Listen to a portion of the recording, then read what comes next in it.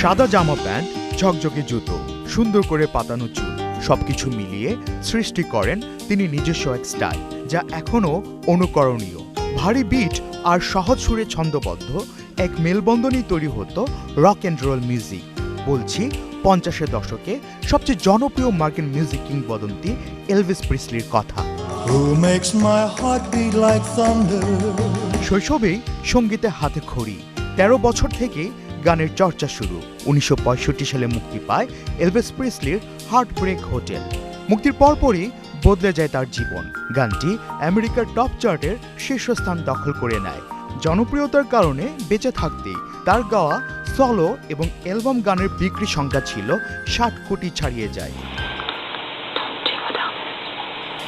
গানের পাশাপাশি অভিনয়ও পা রাখেন এলভিস প্রিসলি। তার অভিনীত প্রথম সিনেমা লাভ মি টেন্ডার মুক্তি পায় 1965 সালে। সব মিলিয়ে 33টি ছবিতে অভিনয় করেন এলভিস প্রিসলি। তার অভিনীত প্রত্যেকটি সিনেমা বক্স অফিসে দারুণ সাড়া জাগায়। 1970 সাল থেকে লাইভ কনসার্টে মেতে ওঠেন এলভিস প্রিসলি। তার কনসার্টগুলোর সব টিকিটই অগ্রিম বিক্রি হতো। মৃত্যুর আগ পর্যন্ত 5 শতাধিক স্টেজ শোতে অংশ নেন তিনি। জীবনে অনেক সম্মাননাও পেয়েছেন। 3 বার জিতেছিলেন গ্র্যামি অ্যাওয়ার্ড। 1977 সালের 16 আগস্ট মাত্র 42 বছর বয়সে বিদায় নেন rock and roll sensation Elvis Presley.